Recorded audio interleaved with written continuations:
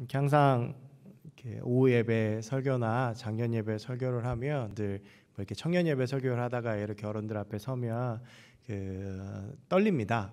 제가 별로 이렇게 안 떠는 것처럼 보이지만 굉장히 떨리는데 오늘 이렇게 앞에 좀 익숙한 분들이 계셔가지고 그렇게 많이 안 떨립니다. 우리 늘 주일 아침마다 뵙는 우리 선생님들이 거의 이렇게 가운데 쫙 앉아 계셔가지고 뭔가 이렇게 고향에 온 것 같은 편안함과 그 마음의 위로가 됩니다. 이렇게 또 많이 어려운 가운데 함께 해주셔서 감사하고 또 늘 우리 아이들 위해서 교육부서 위해서 애써주셔서 감사합니다. 오늘 이제 우리가 교사 헌신 예배로 함께 오후 예배를 드리게 되는데요. 이 시간이 함께 하나님 앞에 다시 한번 헌신하고 오늘 이제 유치부 성경학교가 시작했지만 여름 행사를 앞두고 다시 한번 헌신하고 또 이 여름이 정말 어렵지만 그 어느 해보다 뜨거운 여름이 되도록 전진하기를 시작하는 그런 하루가 되고 그런 예배의 시간이 되기를 주의 이름으로 간절히 축복합니다. 올드보이라는 영화가 있습니다. 굉장히 오래된 영화인데 많이들 아실 겁니다. 미국에서 리메이크 될 정도로 유명한 영화인데요. 이 영화의 내용은 한 남자가 이제 복수하는 내용입니다. 굉장히 좀 자극적이고 좀 보면 이렇게 좀 불편하고 불쾌해서 저는 이 영화를 끝까지 보지는 않았는데요. 그냥 올드보이 그러면 복수하는 영화, 그래서 잘 알려져 있는 영화이기도 합니다. 이렇게 인기를 얻는 영화들을 보면 몇 가지 주제들이 있는데 그 인기 얻는 영화들 중에서 가장 큰 주제 중에 하나가 복수를 주제로 한 영화들이 많이 있습니다. 그래서 뭐 어떤 사람한테 찾아가서 복수하고 나한테 상처 준 사람에게 막 복수하고 학교폭력 피해자가 뭐 복수하고 막 이런 것들이 많은데요. 그런 영화들이 이제 대부분 그런 영화를 통해서 우리 내면에 누군가에게 복수하고 싶거나 뭐 서운하거나 내가 상처받은 사람들을 향한 그 카타르시스로 보면서 마음이 속 시원해지고 그런다는 이유 때문에 그런 영화들을 많이 찾는 것이 아닌가라는 생각을 합니다. 우리가 하루를 살아가면서도 참 여러 가지 감정들을 참 많이 경험을 합니다. 근데 그 기쁜 감정, 뭐 슬픈 감정, 뭐 분노 여러 감정들이 있지만 그 중에서도 사람이 가장 버텨내기가 힘든 감정 중에 하나가 서운함입니다. 어떤 사람한테 좀 이렇게 서운하면요 자꾸 그게 생각나고 그 서운함을 가지고 큐티하고 묵상하시는 분들도 있습니다. 그런데 이게 교회 아니라고 해서 예외는 아니죠. 교회 공동체에서도 어떤 사람에게 상처를 받거나 또 어떤 사람하고 부딪히거나 그렇게 되면 그 사람만 보면 좀 껄끄럽고 또 그런 사람들하고 있으면 뭔가 좀 마음에 어려움들이 있습니다. 우리 청년부 모든 그 공동체가 마찬가지일 거라 생각하는데 우리 청년부에서 이 구역처럼 셀이라는 게 있습니다. 청년부 10개의 셀이 있는데 그 가장 그 1월 첫 주에 그 셀을 발표할 때가 청년들이 가장 민감할 때입니다.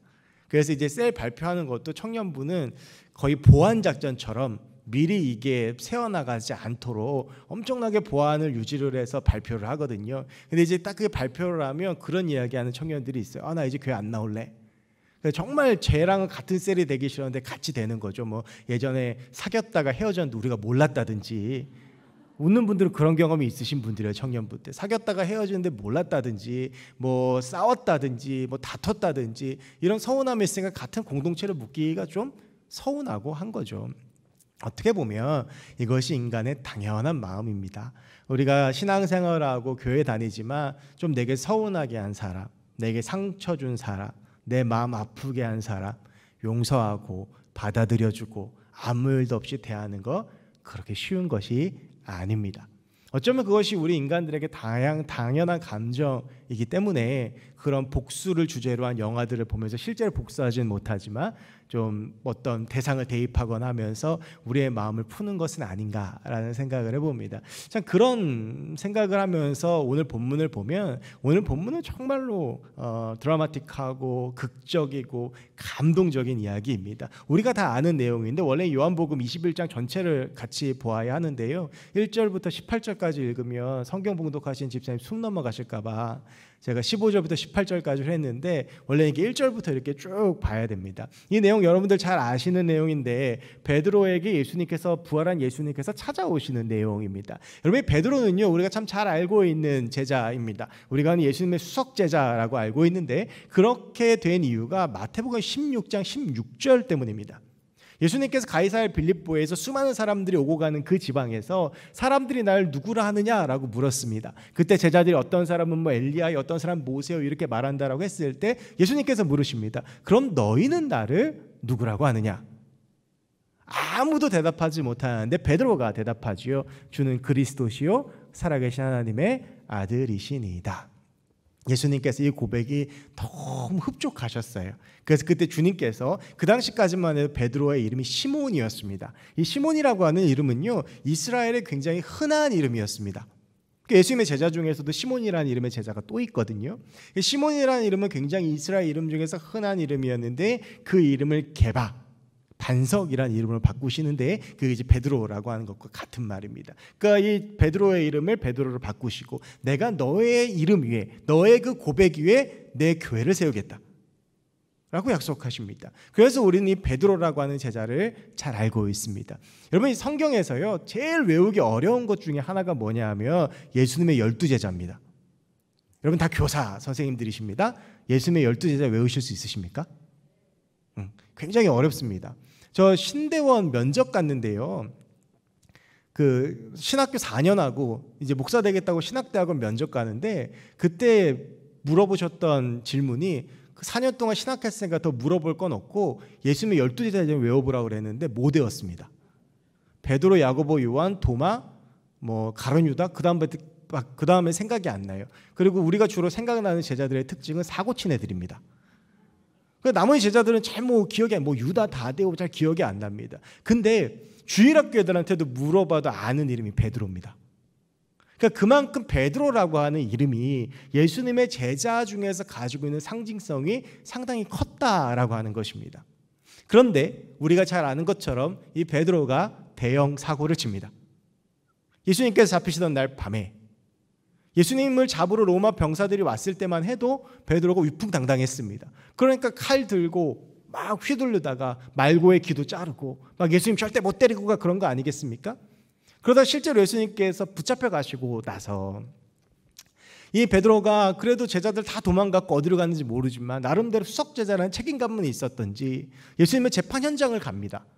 그리고 불 쬐는 사람들 옆에서 예수님이 어떻게 되나 보고 있었는데 그때 이 베드로를 알아본 한 계집종이 베드로한테 당신도 예수의 제자가 아니냐? 당신도 예수의 무리가 아니냐라고 묻습니다. 이 말에 많은 사람들이 몰려듭니다. 베드로가 무서워지기 시작했습니다. 그래서 나는 예수의 제자가 아니다라고 부인을 합니다. 이것이 한 번 더 반복이 됐고 한 번 더 반복이 됩니다. 세 번째는 베드로가 어떻게든 이 자리를 모면하고 싶고 자신을 향한 의혹을 끊어내고 싶어서 예수님을 저주까지 합니다. 그런데 여러분 문제는요, 이미 예수님께서는 이렇게 베드로가 예수님을 3번 부인할 것을 말씀하셨습니다. 네가 새벽닭이 울기 전에 나를 3번 부인할 거다. 그때 이 베드로의 확답이 뭐였습니까? 나 절대 예수님 부인하지 않는다 였습니다. 그런데 이 예수님의 말씀처럼 베드로는 예수님을 3번 부인하고 그것도 저주하고 도망갑니다. 그리고 나서 이 베드로는 자신의 고향인 갈릴리 바닷가에 가서 거기서 다른 제자 6명과 함께 어부로서의 삶으로 돌아갔습니다. 이것이 오늘 본문 전까지 일어난 베드로의 근황입니다. 그리고 요한복음 21장에서 예수님께서 이 베드로를 찾아가시는 것으로 말씀이 시작을 합니다. 예수님 입장에서 생각해 보면 베드로에게 서운할 만합니다. 그토록 3년 동안 함께했던 제자고 예수님께서 어디로 가시든지 간에 늘 함께 데리고 갔던 제자고 이름도 바꿔주시고 반석이라는 이름, 그 흔한 이름을 반석이라는 이름으로 바꾸어 주시고 내가 네 이름의 교회를 세우겠다라고 약속도 하시고 정말 애제자였는데 이 베드로가 예수님을 3번이나 부인했는데 그것도 예수님께서 너 나 부인할 거야 라고 이야기했는데 절대 저 주님 부인하지 않습니다라고 호언장담까지 했는데 예수님을 부인했어요. 여러분 얼마나 서운하겠습니까? 제가 이 본문 묵상하다가 만약에 우리 청년 중에서 이렇게 한다, 우리 청년 교사들도 여기 몇 명 있는데 그럼 정말 서운할 것 같아요. 이거는 서운함을 넘어서 화가 나겠죠. 거기다가 베드로가 나중에 어떻게 합니까? 저주까지 합니다. 그렇게 하면서 자기 살겠다고 도망간 거예요. 그러니까 예수님이 베드로를 찾아가실 때 저라도 부활한 다음에 여러분 이게 가장 예수님이 제자 찾아가시는 마지막 장면이거든요. 가장 마지막 장면 극적이에요. 저도 예수님 입장이라면 가장 마지막에 베드로를 찾아갈 것 같아요. 찾아가서 앉혀놓고 묻겠죠. 너 나 왜 3번 부인하냐? 내가 그렇게 얘기했을 때 너 나 안 부인한다고 그랬잖아. 그러면서 그에 상응하는 조치를 취하지 않았을까? 뭐 엎드려 뻗쳐 시키든지 매를 때리든지. 여러분, 예수님께서 이 베드로에게 나타나십니다. 근데 보세요. 새벽녘에요. 웬 남자가 흰색 옷 입고 긴 머리를 휘날리면서 백사장에 나타났습니다. 얼마나 무섭겠습니까?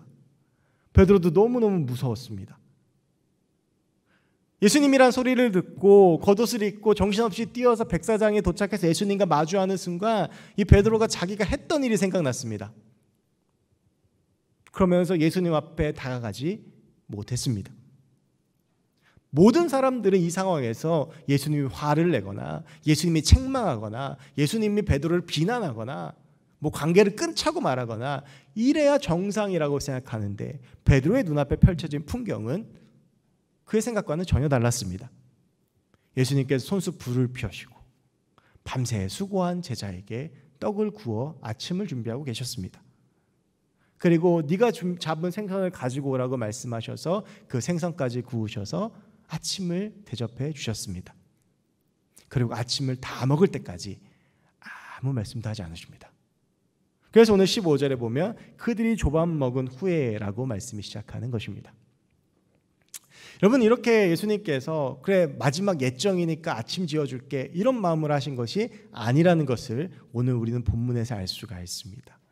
밤새 수고하고 빈손으로 돌아온 제자에게 만선의 기쁨을 주신 예수님이 아침 식사를 마련하시고 그들에게 대접하신 후에 가장 입을 띄셔서 먼저 하셨던 것은 사랑이라는 말이었습니다. 너 왜 나 부인했냐? 너 왜 나 멀리 떠났어? 너 왜 저주했어? 야, 너 나 부활한 거 알았잖아. 근데 왜 나 안 찾아와?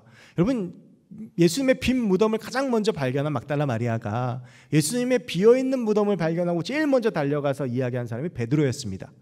그래서 베드로가 와서 예수님의 빈 무덤을 보며 확인을 했습니다. 그리고 내려갔어요. 그리고 마리아가 예수님을 만났습니다.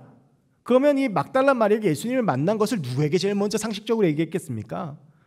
그러니까 베드로는요, 예수님 부활하신 거 알았어요. 더군다나 지금 이 베드로와 함께 갈릴리에 있는 사람이 도마입니다. 요한복음 20장에 어떤 이야기가 나오냐 하면 우리가 잘 아는 내용이죠. 도마가 의심하면서 예수님의 손가발에 못자국에 내가 손가락 넣어보지 않고서는 내가 못 믿겠다. 그래서 예수님 나타나셔서 넣어봐라 라고 말씀하신 거예요. 그 도마가 지금 시간이 지난 후에 베드로와 같이 있습니다. 베드로는 예수님 부활하신 거 알았어요. 그런데 예수님 찾으려고도 하지 않았습니다. 물론 염치가 없었겠죠. 근데 예수님은 거기에 대해서도 너 왜 그랬냐 그렇게 말씀하지 않으세요. 예수님께서 그런 과거의 행적에 대해서, 베드로의 실수에 대해서, 베드로의 어떤 그런 잘못에 대해서 너 나 부인 안 한다며 왜 부인했어라고 그렇게 묻지 않으시고 너 나 사랑하니? 라고 물으셨습니다. 예수님의 지금 관심은 무엇입니까? 베드로의 과거의 행적, 베드로의 어떤 마음, 베드로의 그 부인했던 마음, 베드로의 저주, 베드로가 했던 만회, 그게 아니라 그럼에도 베드로가 지금도 예수님을 사랑하는지 그것이 궁금했던 것입니다. 예수님이 베드로를 사랑하셨기 때문입니다. 여러분, 오늘 본문을 보면 예수님께서 베드로에게 이 사랑을 3번 물으십니다. 여러분, 예수님께서 왜 베드로에게 한 번이 아니라 3번 물으셨을까요? 베드로가 예수님을 3번 부인했기 때문입니다. 이 3번의 사랑 고백으로 베드로가 했던 3번의 예수님에 대한 부인을 예수님은 그 마음속의 죄책감을 없애주고 싶으셨습니다. 여러분, 이런 예수님의 모습을 보면 예수님께서 베드로를 얼마나 사랑하셨는지, 베드로가 그 부족하고 자기를 저주하고 배신하고 떠난 그 베드로를 얼마나 사랑하셨는지 알 수 있습니다. 그리고 예수님은 그 사랑으로 저와 여러분들을 사랑하십니다. 우리가 얼마나 부족합니까? 우리가 얼마나 연약합니까? 우리가 얼마나 모자랍니까? 그럼에도 불구하고 예수 그리스도께서는 우리를 사랑하십니다. 하나님 우리를 떠나지 않으시고, 하나님 우리를 붙잡아 주시고, 하나님은 끝까지 우리를 사랑하시고, 어떠한 일이 있어도 우리를 버리지 않으시고 포기하지 않으시는 것이 우리 하나님 아버지의 사랑인 것입니다. 여러분, 오늘 이 베드로의 이 대답을 보면 재밌는 것이 있습니다. 우리 주님께서 내가 나 사랑하니? 라고 물으셨을 때 베드로가 주님, 저 주님 사랑해요 라고 대답하지 않습니다. 무엇이라고 대답합니까? 주님, 내가 주님 사랑하는 줄 주님이 아십니다 라는 겁니다. 이게 무슨 의미이냐? 베드로 입장에서 주님 사랑한다고 말하는 게 뻔뻔스러운 거예요. 내가 예수님 부인하고 예수님 저주하고 도망갔는데 너 주님 사랑해요 라고 말하는 게 영 뻔뻔스러우니까 뭐라고 말하냐면 예수님, 내가 주님 부인했지만, 주님 저주했지만, 그래서 도망갔지만 그래도 내가 주님 사랑하는 거 주님 아시잖아요. 이 고백입니다. 여러분, 그것이 꼭 우리가 예수님께 하는 고백과 닮아있지 않습니까? 지난 우리의 삶들을 생각해 보면 예수님께 사랑한다고 말하기에 참 부끄럽고 부족한 삶입니다. 하나님 앞에 내어놓고 내가 주 뜻대로 살아갔다라고 말하기에도 부족하고, 어쩌면 우리는 나의 만족과 유익과 나의 삶을 위해 예수님을 부인하고 예수님을 부정하는 삶을 살아왔는지도 모릅니다. 그럼에도 우리는 예배 시간에, 기도 시간에 찬양하며 예수님을 사랑한다고 고백합니다. 주님, 제가 이것밖에 안 되지만 그래도 주님 사랑합니다. 주님, 내가 이 정도밖에 안 되지만 그래도 주님 사랑합니다. 주님, 내가 주님께 사랑한다고 말하기에 너무나도 부족한 모습이지만 그래도 주님 사랑합니다. 근데 주님께서는 그 사랑의 고백을 기쁘게 받아주십니다. 그래서 예수님께서 그 사랑의 고백을 받으시고 내 양을 먹이라고 말씀하시는 것입니다. 야, 너 그렇게 말할 수 있어? 너 부족하잖아 라고 말하지 않으시고, 그래, 내가 네 마음 안다라고 말씀하시는 것입니다. 여러분, 하나님은 우리를 사랑하십니다. 나의 부족한 고백도 기쁘게 받아주십니다. 하나님 앞에 우리의 사랑을 고백하는 거 두려워하지 마십시오. 내 삶 생각해 보면 정말 예수님 앞에 드러놓기 좀 죄스럽고 죄송하고 좀 삶이 무너져 있다 보면 기도하기도 민망할 때가 있어요. 그럴 때에도 우리가 주님 앞에 내 마음 내려놓고 고백하면 우리 주님 그 사랑 받아주십니다. 여러분, 이 이야기가 잘 담겨져 있는 것이 누가복음 15장 탕자의 비유 아닙니까? 누가복음 15장 11절부터 32절까지 잃어버린 아들의 비유가 나오는데, 그 둘째 아들이 얼마나 나쁜 놈입니까? 아버지 살아계신데 유산 달라고 그래가지고 도망가가지고 그거 다 써버리고 돌아왔는데, 그래서 너무 염치가 없어서 아버지한테 뭐라고 그러는 거예요? 아버지, 종으로라도 써주세요. 그러는데 그 아버지는 그 아들에게 반지를 끼우고 옷을 새로 입히고 잔치를 벌이면서 아들로서 세워주시는 것이죠. 여러분, 이것이 하나님 아버지의 사랑입니다. 우리를 향한 주님의 사랑입니다. 하나님께서 우리를 그렇게 사랑하십니다. 여러분, 우리가 이 사랑을 믿고 확신하며 그 사랑 안에 거하며 흔들리지 않는 하나님의 사람들이 되었으면 좋겠습니다. 때로 우리의 삶을 보고, 때로 우리의 모습을 보고, 때로 우리의 마음을 보고, 때로는 나의 여러 가지 죄들과 삶들을 보며 너무나도 부끄러운 모습이지만 그 부끄러움 가지고 솔직한 있는 모습 그대로 주님 앞에 나올 때 그 사랑의 고백을 들으시고 그래도 만져주시고 안아주시고 품어주시는 것이 우리 하나님 아버지의 사랑인 것입니다. 여기 있는 우리 모두를 하나님은 그렇게 사랑하십니다. 한 명도 빼놓지 않고 우리가 어떠한 모습이든지 어떠한 사람이든지 베드로와 같은 사람도 사랑하시는 것이 하나님의 사랑이고, 의심하는 도마도 사랑하시는 것이 하나님의 사랑이고, 스데반을 죽이는데 앞장서고 그리스도의 교회를 핍박했던 사도 바울을 사랑하시는 것도 하나님의 사랑이고, 부족하지만 그래도 하나님을 사랑하는 우리를 사랑하는 것이 하나님의 사랑인 것입니다. 우리가 그 사랑 안에 있음을, 우리가 그 하나님의 사랑 안에 거하고 있음을, 하나님이 그렇게 우리를 사랑하심을 확신하고 믿고 그 사랑 안에 거하는 우리가 되었으면 좋겠습니다. 오늘 그렇게 주님 앞에 부족한 사랑을 고백하는 베드로에게 예수님께서 한 가지의 사명을 주십니다. 베드로야, 네가 나를 사랑하니? 그럼 네가 해야 할 일이 하나 있다. 내 양을 먹이라. 여러분, 우리가 이 양을 먹인다고 했을 때 그 양을 먹이는 사람들이 누구이겠습니까? 교사입니다. 하나님의 어린 양들, 하나님의 양들을 돌보고 세우는 것. 그래서 이 말씀 이렇게 볼 수 있습니다. 하나님을 사랑하는 사람들, 하나님께 사랑받은 사람들은 다 교사를 해야 됩니다. 그러면 우리 교회 장년들이 1200명인데 1200명이 다 교회 학교 교사로 봉사해야 합니까? 물론 많은 분들이 그렇게 하시면 좋겠지만 모두가 그럴 수 없습니다. 우리 찬양대도 필요하고 안내 요원도 필요하고 식당에서 봉사하시는 분들도 필요하고 예배자도 필요하고 다들 자기 자리에서의 섬김의 자리들이 있기 때문입니다. 그렇다면 우리는 어떻게 해야 되는 것입니까? 그것은 모두가 양을 먹인다는 정체성, 교사의 정체성으로 신앙생활을 해야 하는 것입니다. 이 말씀은 이런 것입니다. 하나님이 우리를 사랑하셔서 그 사랑을 받은 우리가 하나님을 사랑한다면 우리는 교사로서의 정체성을 가지고 신앙생활을 해야 하는 것입니다. 그러면 교사로서의 정체성을 가지고 신앙생활을 한다는 것은 무엇입니까? 제가 이 말씀을 준비하며 묵상하면서 생각나는 모습이 있었습니다. 제가 다녔던 교회의 모습입니다. 저는 초등학교 3학년 때부터 동네에 있는 약 300명 정도 되는 교회에 출석을 해서 사역을 떠난 24살 겨울까지 그 교회를 다녔습니다. 그러니까 저에게 있어서는 고향 교회였습니다. 근데 이제 그 교회가 그렇게 크지가 않은 교회입니다. 그리고 제가 어렸을 때는 교육관도 없었고 건물 하나에 2층에는 본당, 1층에는 뭐 유년부 예배실, 유치부 예배실 이렇게 있었기 때문에 동선이 많이 겹쳤습니다. 그런데 제가 그러다 보니까 이제 뭐 위로 오르락내리락 하고 뭐 그럴 수 있잖아요. 그러면서 이제 제가 지금도 기억하고 있는 한 어른의 모습이 있는데 재직회 때 욕을 하면서 소리를 지르는 분이셨습니다. 그 당시 그 교회 안수 집사님이셨습니다. 재직회 때 소리를 지르고 욕을 하다가 옆에 있는 분 멱살을 잡았습니다. 그리고 그분이 또 얼마 안 있다가는 교회에서 주차 문제로 동네 사람하고 시비가 붙어서 경찰서도 갔습니다. 저는 어렸을 때 봤던 그분의 모습이 지금도 잊혀지지가 않습니다.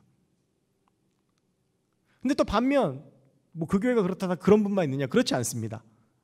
또 반면 제가 정말 지금도 잊지 않는 한 노총각 청년 선생님이 있는데 이분은 그냥 보면 이 예수님이 계신다면 이런 분이구나 그런 생각이 드는, 그냥 표정도 삶도 모든 것들이 다 그런 분이었습니다.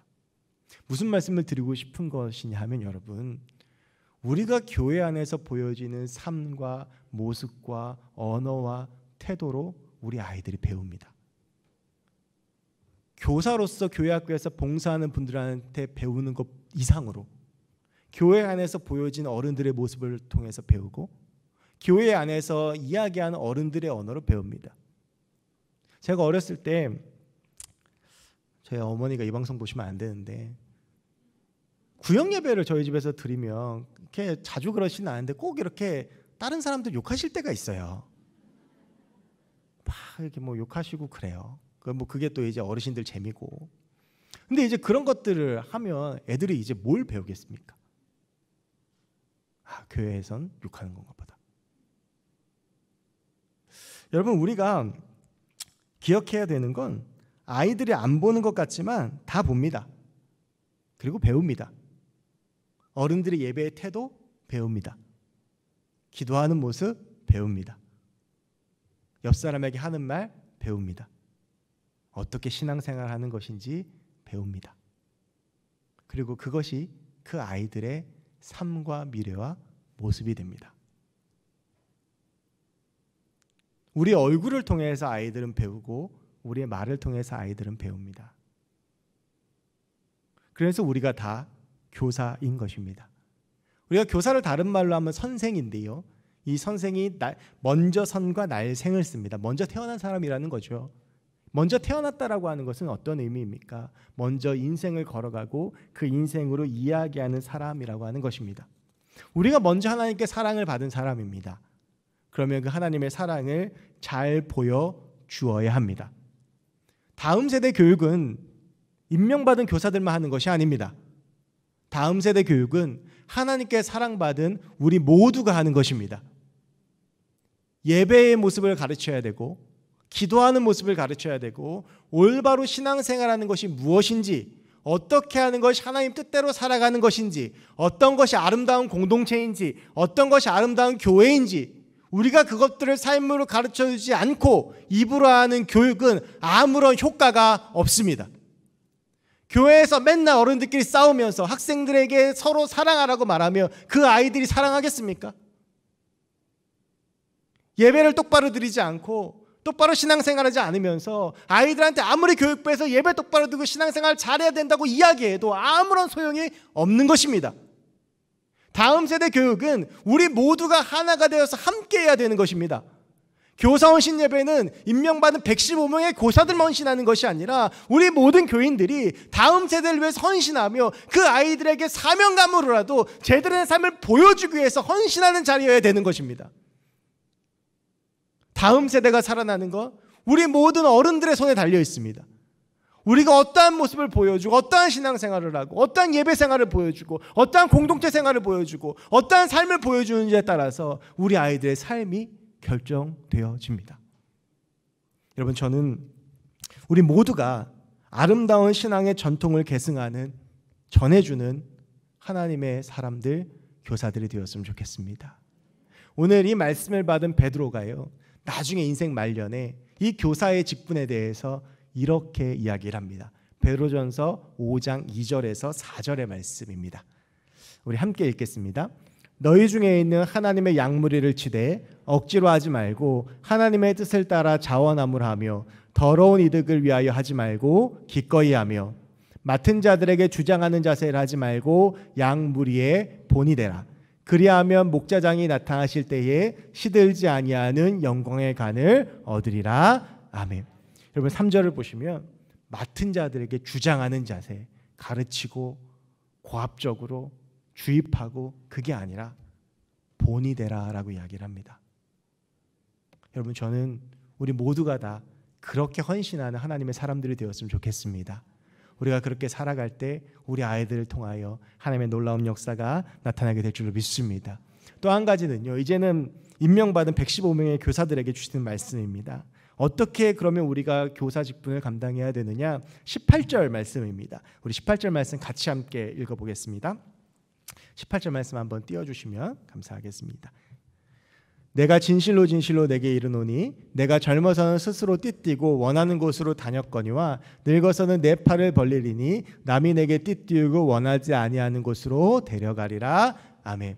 이 말씀은 베드로가 순교할 거라는 말씀입니다. 여러분, 우리가 양을 치는데 어떠한 마음을 해야 됩니까? 순교의 마음을 해야 됩니다. 목숨 걸고 해야 됩니다. 하나님께서 내게 맡겨주신 영혼들, 그냥 내가 아무렇게나 해도 된 영혼들이 아닙니다. 여러분, 성경에 그런 말이 있죠. 한 영혼이 돌아오면 하늘에서 잔치가 열립니다. 이게 영혼의 무게입니다. 그럼 한 영혼이 떠나면 어떻게 되겠습니까? 여러분, 제가 유년부 사역을 할 때요, 저희 그 유년부 교사 선생님이 25분이셨습니다. 근데 그 중에서 지금도 기억나는 청년 선생님이 있는데, 이분은 1년 52주 중에 예배 시간 9시를 맞춰서 오는 주가 딱 한 주입니다. 1월 첫 주. 그리고는 대개는 예배 끝나고 오시든지 그때라도 오시면 감사합니다. 아니면은 말없이 결석하는 게 1년의 반이 넘습니다. 이분에게 연초에 5명의 아이들이 맡겨졌는데 그 해를 마칠 때 1명도 남아있지 않았습니다. 여러분, 교사라고 하는 직분은요, 어린 영혼들을 다루는 아주 귀한 직분입니다.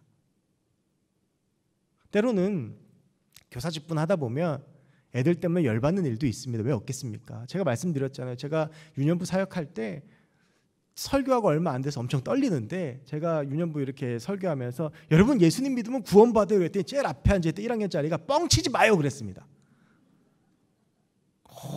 그 다음에 제가 어떻게 설교했는지 기억도 안 나요. 얘가 그냥 아무튼 예배 시간은 지 마음대로 해요. 근데 안수 집사님 아들이니까 교회를 떠날 리도 없고, 그러니까 제가 너무 얘 때문에 스트레스 받으니까 무슨 생각이 들었냐면, 얘가 교회를 좀 안 나왔으면 좋겠다, 얘가 좀 아프면 안 되나, 이런 생각까지 했을 정도로. 근데 여러분, 우리가 교사하다 보면 그런 애들 만납니다. 어떻게 해야 됩니까? 순교의 각오로 사랑해야 됩니다. 우리에게 맡겨진 몇 명의 그 영혼들 죽을 각오로 살려내야 됩니다. 죽을 각오로 사랑해야 되고 죽을 각오로 기도해 줘야 됩니다. 안 나오면 궁금해야 되고, 안 보이면 뭔가 문제가 있지 않을까, 애가 집에 문제가 있는 거 아닌가, 그 궁금해야 되고, 교회에 내게 붙여주신 내 자녀라고 생각하고 직분을 감당해야 됩니다. 우리 교사 선생님들 중에서는 그런 분들 한 분도 안 계신데 그냥 교사 직분을 타성에 젖어서 뭐 안 하면 좀 그러니까 하면서 그냥 이렇게 연차 보내고 하는 분들이 다른 교회는 많이 있습니다. 여러분, 그러나 하나님께서 우리에게 맡겨주신 귀한 영혼들 우리는 목숨 걸고 지켜야 됩니다. 지금도 사탄은 그 영혼을 도둑질하기 위해서 우는 사자와 같이 덤비고 있습니다. 우리가 기도로 보호해 줘야 되고, 특별히 부모님이 교회 안 다니신 어린 영혼들, 아이들 같은 경우에 선생님들밖에 없습니다. 그 아이를 위해 기도해 줄 수 있는 사람이.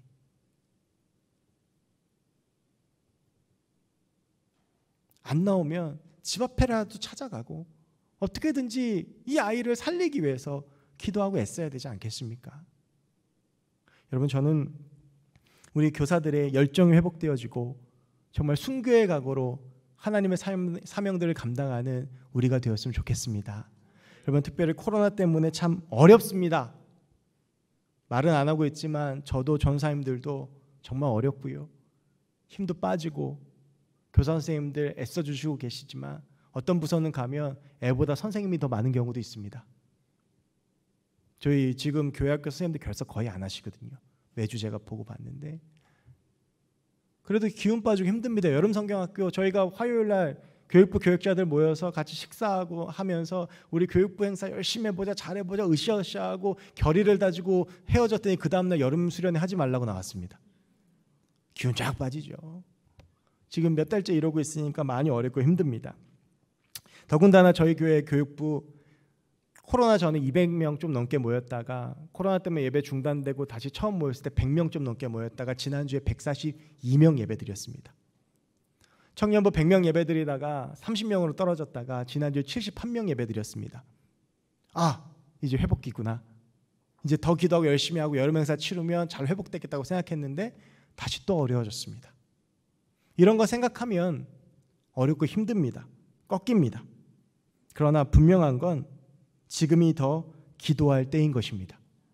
지금도 우리가 기도하고 지금도 우리가 목숨 걸고 사역하고 순교의 마음으로 사역하고 우리가 정말 우리 영혼들을 위해서 기도하고 애쓰고 우리가 정말 그들을 품고 걸어갈 때 저는 분명히 이 시대에 맞는 하나님의 부흥과 역사를 주시리라고 믿습니다. 분명히 하나님께서 하나님의 뜻 가운데에서 이 시대 가운데 우리 교회를 이끌어 주시리라고 믿습니다. 그리고 하나님께서는 저희가 사실 올해 연초 시작하면서 다음 세대 부흥하자 그래서 부서도 개편하고 했는데 지금 굉장히 어렵거든요. 그런데 분명 하나님께서는 하나님의 방법으로 우리 다음 세대에 부흥을 주실 줄로 믿습니다. 그러기 위해서 우리가 모두 교사로 헌신하고 우리가 함께 목숨 걸고 사역하고 우리 아이들을 품고 사랑할 때 기도할 때 하나님은 하나님의 일들과 역사를 우리 가운데 보여주실 줄로 믿습니다. 그럴 때 우리 다음 세대가 일어나고 살아나고 지금보다 미래가 더 기대되는 교회, 우리 아이들을 통해 놀라운 역사가 일어나는 그런 교회로 우리 하나님께서 만들어 주실 줄로 믿습니다. 우리 그 마음을 동일하게 함께 품고 기도해 주시고 함께 교사로 섬겨주시고 교육부서에서 봉사해 주시고 우리가 함께 이 다음 세대 품고 걸어가면 한 마음으로 걸어가면 분명히 주의 역사가 일어나게 될 줄로 믿습니다. 그 역사를 바라고 꿈꾸며 함께 경험하는 우리 모두가 되기를 주의 이름으로 간절히 축원합니다.